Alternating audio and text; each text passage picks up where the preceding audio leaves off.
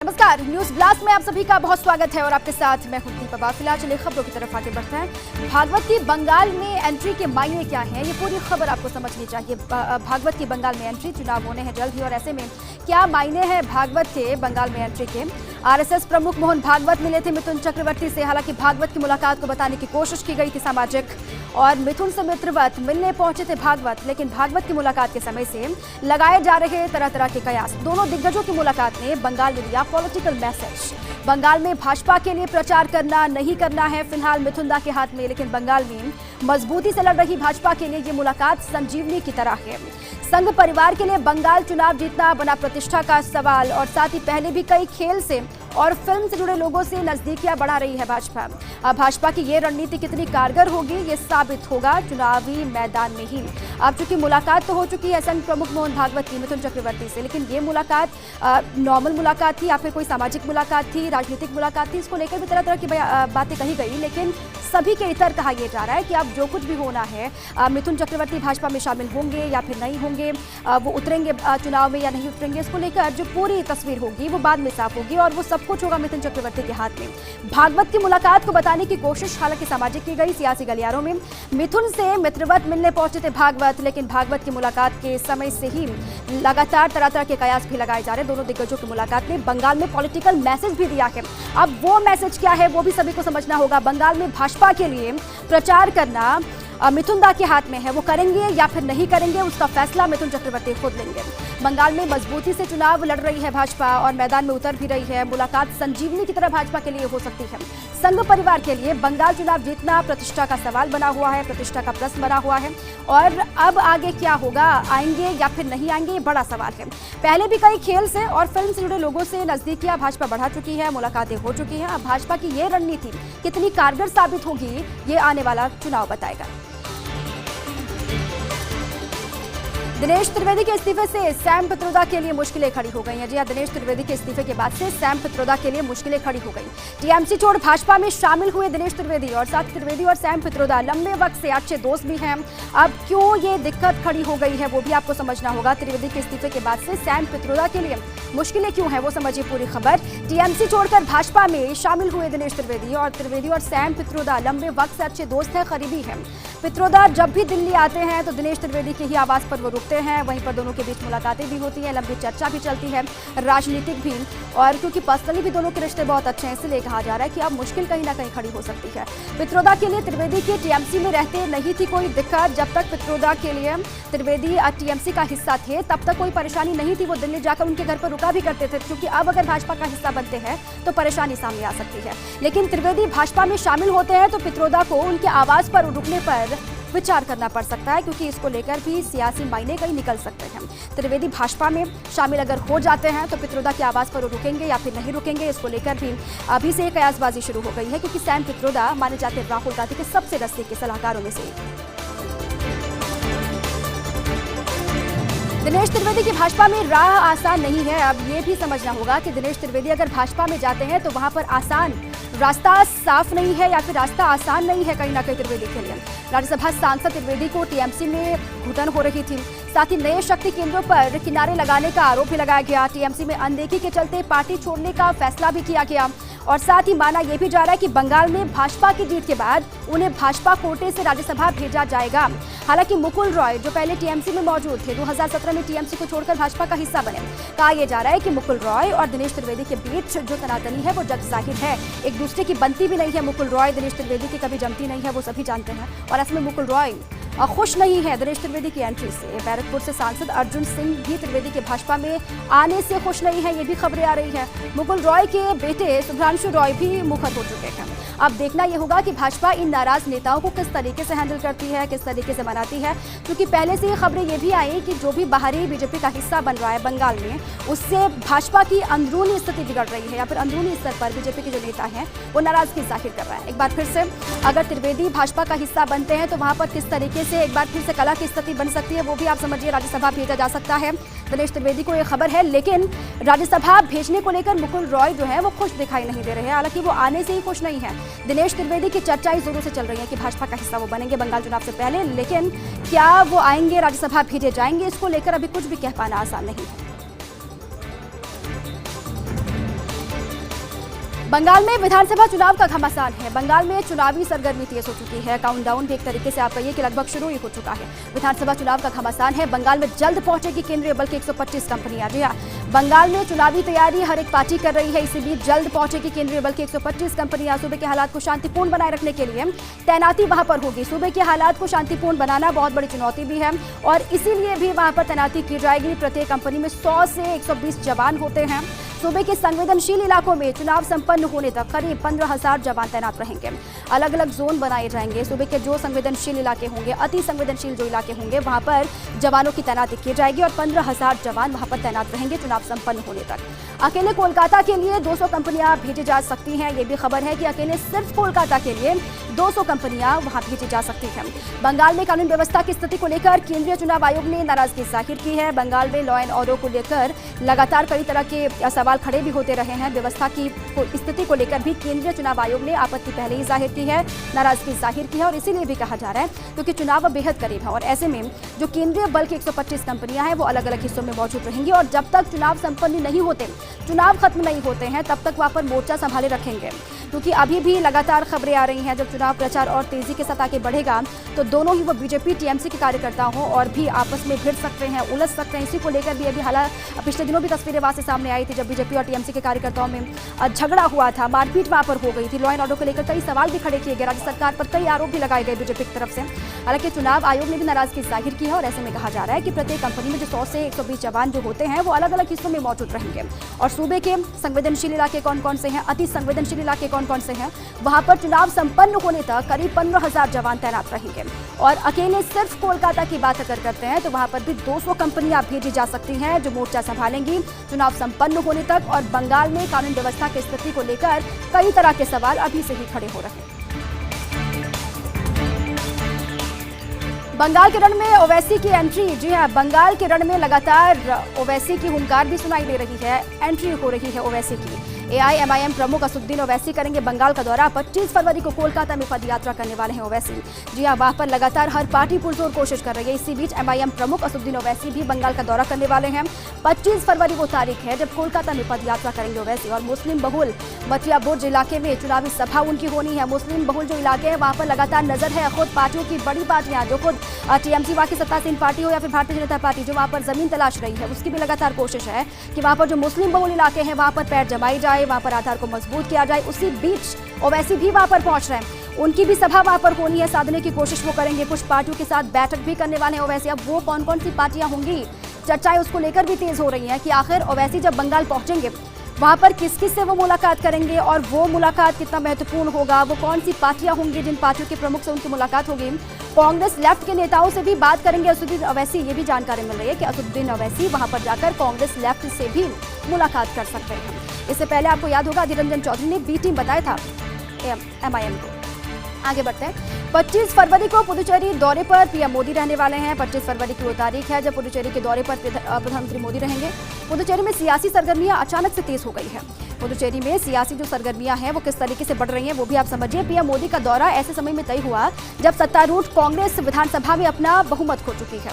अब ऐसे में वहां पर जब प्रधानमंत्री मोदी पहुंचेंगे तो क्या संदेश वहां से देते हैं, क्या कहते हैं, वो भी बहुत महत्वपूर्ण हो जाता है। और उनका दौरा ऐसे वक्त में तय हुआ है जब वहां पर कांग्रेस जो सत्तारूढ़ पार्टी है उसने विधानसभा में अपना बहुमत खो दिया है।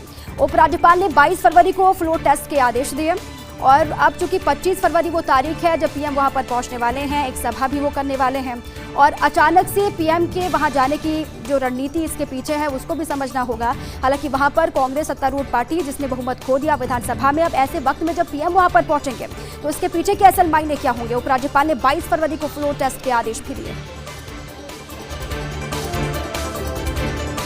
पुदुचेरी में कांग्रेस संकट में है। जी हां, पुदुचेरी में कांग्रेस संकट में है। ये हम क्यों कह रहे हैं, ये पूरी खबर भी आपको समझनी होगी। 4 विधायकों के इस्तीफे के बाद अल्पमत में आ चुकी है सरकार। 4 विधायक जिन्होंने इस्तीफा दिया उसके बाद अल्पमत में सरकार आ चुकी है और इसीलिए भी क्या पुदुचेरी भी कांग्रेस के हाथ से खिसकने वाली है, क्या हाथ से फिसलने वाली है क्या, इसलिए सवाल भी खड़े हो रहे हैं। 4 विधायकों के इस्तीफे के बाद अल्पमत में सरकार आ चुकी है पुदुचेरी में और इसी बीच भाजपा ने दावा वहां पर किया है कांग्रेस के 3 और विधायक सदस्यता से त्यागपत्र देने के लिए तैयार हैं। बीजेपी का दावा यह है कि कांग्रेस के 3 और विधायक ऐसे हैं जो पार्टी को छोड़कर अलग हो सकते हैं, त्यागपत्र वो देने के लिए तैयार हैं। भाजपा ने दावा किया है कि नारायणसामी सरकार विधानसभा में हासिल नहीं कर पाएगी विश्वास मत। फ्लोर टेस्ट होना है, बड़ी चुनौती है नारायणसामी सरकार के लिए वहां पर कि विधानसभा में विश्वास मत को हासिल किया जाए, लेकिन क्या होगा? बीजेपी ये दावा कर रही है कि वहां पर बहुमत हासिल नहीं कर पाएगी विधानसभा में सरकार कांग्रेस की। पहले त्यागपत्र देने वाले 4 विधायकों में से 2 हो चुके भाजपा में शामिल, 2 अन्य विधायकों को भी भाजपा में शामिल करने पर बातचीत चल रही है, चर्चाएं हो रही है। हिमाचल प्रदेश में कांग्रेस में मतभेद है। जी हां, हिमाचल प्रदेश में कांग्रेस में मतभेद है। हिमाचल कांग्रेस महासचिव आरएस बाली इन दिनों नाराज बताया जा रहा है। हिमाचल प्रदेश कांग्रेस में मतभेद की स्थिति क्यों उभर कर सामने आ रही है, वो पूरी खबर भी आपको समझनी होगी।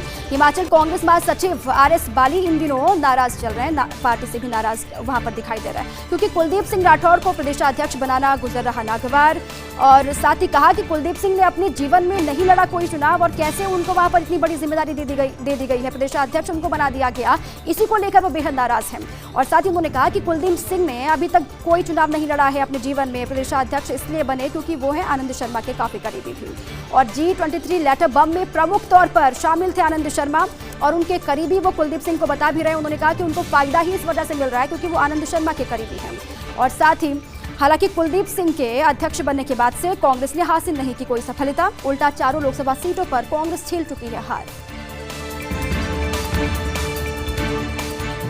फैजल पटेल ने राजनीति में आने के संकेत दे दिए हैं। फैजल पटेल ने राजनीति में एंट्री लेने के संकेत दिए हैं और ये खबर भी अपने आप में बेहद महत्वपूर्ण है। अहमद भाई के निधन के बाद पहली बार ये संकेत दिए हैं फैजल पटेल ने कि वो राजनीति का हिस्सा बन सकते हैं या फिर राजनीति में उनकी एंट्री हो सकती है। पटेल के निधन के बाद से ही कई बार प्रयास लगाए गए कि क्या फैजल पटेल राजनीति में आएंगे, उसको लेकर उन्होंने कहा संकेत भी दिया है। उन्होंने कहा कि कांग्रेस अलकमान कहेगा तो चुनाव लड़ने को भी तैयार हो। उन्होंने कहा कि अलकमान से जो भी फैसला आएगा, अलकमान अगर ये कहता है कि चुनावी मैदान में उनको उतरना है, चुनाव लड़ना है, तो उनके फैसले को सलाखों पर वो रखेंगे और चुनावी मैदान पर दिखाई देंगे। अहमदाबाद में कांग्रेस उम्मीदवारों का चुनाव प्रचार करने पहुंचे थे फैजल। वो तस्वीर भी आपको याद होगी जब अहमदाबाद में कांग्रेस उम्मीदवारों का चुनाव प्रचार करते हुए दिखाई दिए थे। और ऐसे में 2022 गुजरात विधानसभा चुनाव में किस्मत आजमा सकते हैं फैजल पटेल, ये भी कहा जा रहा है। कांग्रेस का हाथ किसान के साथ। जी हां, किसान महापंचायत में प्रियंका गांधी मुजफ्फरनगर में किसान महापंचायत को संबोधित किया। अब किसानों का हाथ, क्या जो कांग्रेस का हाथ है वो किसानों के साथ है, इसको लेकर भी बीजेपी तरह तरह के सवाल कर रही है। लेकिन उसके इतर किसान महापंचायत में प्रियंका गांधी वाड्रा दिखाई दी।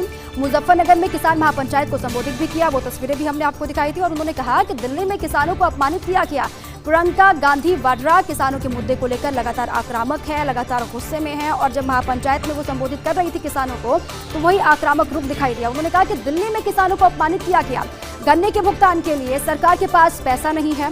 साफ तौर से लगातार गन्ना किसानों को लेकर भी आवाज उठाती रही है प्रियंका गांधी वाड्रा। एक बार फिर से जब मौका था किसानों से बातचीत करने का, तो उन्होंने साफ तौर से कहा कि गन्ने के भुगतान के लिए सरकार के पास पैसा नहीं है। मंडियां खत्म होने से बड़े व्यापारियों को फायदा होगा। गैस बिजली की कीमतें आसमान छू रही हैं और साथ ही साथ कानूनों से सरकारी मंडियां बंद हो जाएंगी। किसानों का मुद्दा है, लेकिन इसके इतर भी महंगाई हो या फिर जो पेट्रोल डीजल के दाम है, उसको लेकर भी कांग्रेस लगातार घेर रही है। प्रियंका गांधी वाड्रा ने भी मंच से अलग अलग मुद्दों को उठाया, केंद्र सरकार को घेरा किसानों के बहाने।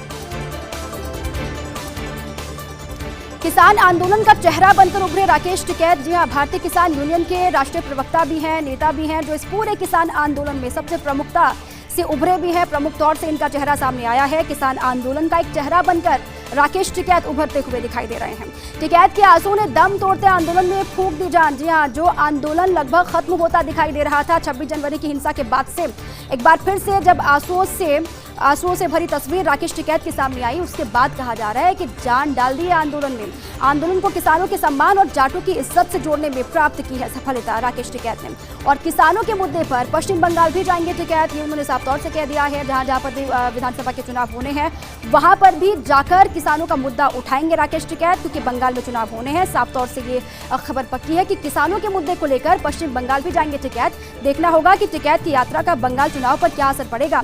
कुछ महीने के भीतर 5 महत्वपूर्ण राज्यों में चुनाव होने हैं, केरल है, असम है, अलग अलग जगहों पर चुनाव होने हैं, वहां पर भी क्या असर दिखाई देगा किसान आंदोलन का।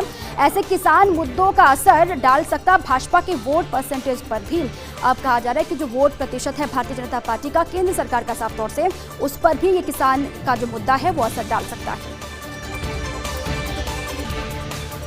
राकेश टिकैत की राजस्थान में किसान महापंचायत, जी हां, आगामी दिनों की प्रस्तावित किसान महापंचायत है राकेश टिकैत की राजस्थान में भी। अब राजस्थान से जब हुंकार भरेंगे राकेश टिकैत तो क्या कुछ बड़ी बातें कहते हैं। अमूमन आप अक्सर उनको सुनते हैं किसानों के मुद्दों को लेकर केंद्र सरकार पर हमलावर दिखाई देते हैं और किसानों के एकमात्र नेता हैं जो लगातार सुर्खियों में रहते हैं राकेश टिकैत। अब राजस्थान में भी उनकी प्रस्तावित किसान महापंचायत है, आगामी दिनों में आप राजस्थान में उनको देखेंगे।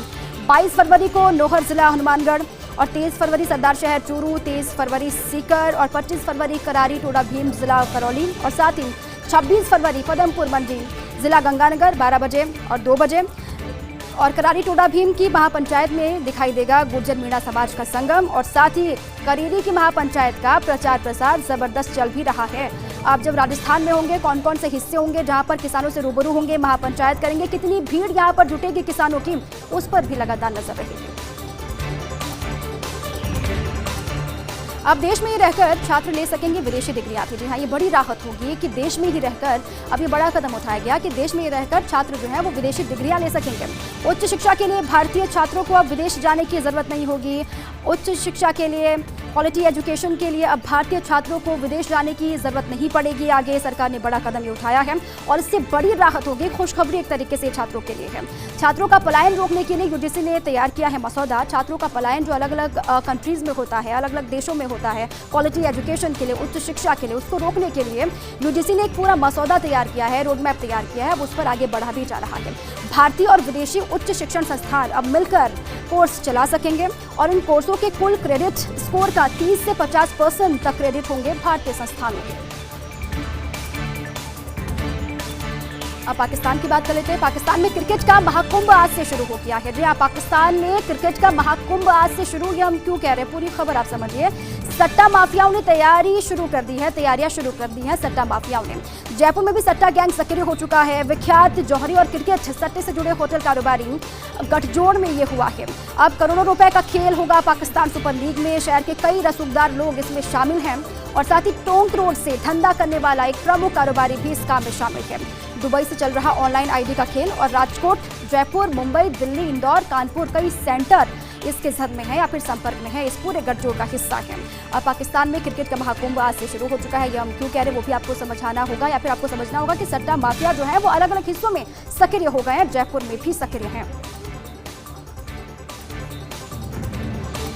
पूर्व बीएसपी सांसद अकबर अहमद डंपी पर केस दर्ज हुआ है। जी हां, पूर्व बीएसपी के सांसद हैं अकबर अहमद डंपी, जिस पर केस दर्ज हुआ।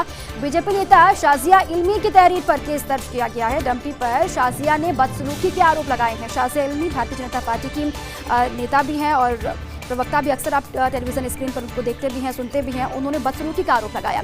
वसंत कुंज साउथ थाने में डंपी पर मुकदमा दर्ज किया गया। चेतन सेठ की पार्टी में दोनों थे पार्टी में मौजूद और वहीं पर आरोप लगाया, बदसलूकी का केस दर्ज कर दिया गया। आरोप है पूर्व सांसद डंपी ने पीएम को अपशब्द कहा, विरोध करने पर शाजिया इल्मी से बदसलूकी भी की। अब इसको लेकर डंपी का रुख क्या होता है, वो क्या प्रतिक्रिया देते हैं, उस पर भी नजर रहेगी। यहाँ सब करते गुमराह। जी हाँ, सच इसलिए नहीं बोलते क्योंकि खाना देना पड़ जाएगा। जी हाँ, यहाँ सब गुमराह करते हैं। सच इसलिए नहीं बोलते क्योंकि खाना देना पड़ जाएगा। जयपुर एयरपोर्ट पर हर एयरलाइन कर्मी इससे होता दो चार। जी हाँ, दरअसल इन दिनों रोज 1 या 2 फ्लाइट लेट या रद्द हो जाती है, वो नॉर्मल बात आजकल हो गई है। कई बार तो ऐसी हो जाती स्थिति जब फ्लाइट हो जाती रद्द और ऐसे में कितनी परेशानी यात्रियों को होगी वो भी आपको समझना होगा। एयरलाइन वालों को पहले ही मिल जाती रद्द की सूचना और साथ ही लेकिन न सिस्टम में करते अपडेट, ना ही यात्रियों को बताया जाता है। और साथ ही क्योंकि कंपनसेशन के नाम पर देना पड़ेगा दूसरी फ्लाइट में टिकट और फ्लाइट ज़्यादा लेट हुई तो यात्रियों को देना होगा भोजन या होटल।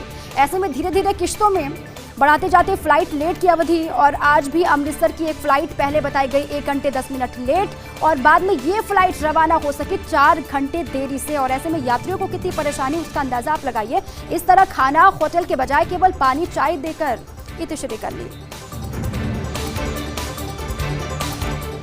बहुचर्चित भीलवाड़ा शराब दुखांतिका पर अपडेट है। परिवार की रंजिश में शराब में मिलाया गया था जहर। ये बड़ी अपडेट है जो आपको हम दे रहा है। बहुचर्चित भीलवाड़ा शराब दुखांतिका पर ये बड़ा अपडेट है। परिवार की रंजिश में शराब में मिलाया गया था जहर और जहर मिली शराब परोसने से मौत हुई थी। भीलवाड़ा पुलिस आरोपी तक पहुंची और आरोपी गुल्ला के भतीजे विनोद ने शराब में जहर मिलाया था। 28 जनवरी को शराब से 5 लोगों की मौत हुई थी। आपको याद होगा, हड़कंप मच गया था इस पूरे घटनाक्रम के बाद से। पुलिस अधीक्षक विकास शर्मा ने इसका खुलासा किया। सैंपल जांच में हुआ खुलासा, एक आरोपी की हिरासत में है। पुलिस अधीक्षक कंट्रोल रूम में पीसी में ये जानकारी दी गई है। अब इसकी और गहनता से जांच पड़ताल भी हो रही है, पूछताछ भी की जा रही है। अब किस तरीके से ये हुआ था, ये पूरी खबर भी बेहद महत्वपूर्ण है। इस पर एक बड़ा अपडेट है। खबरें आगे भी हैं, एक छोटे से ब्रेक के लिए आप रुक रहे हैं, फौरन लौटें।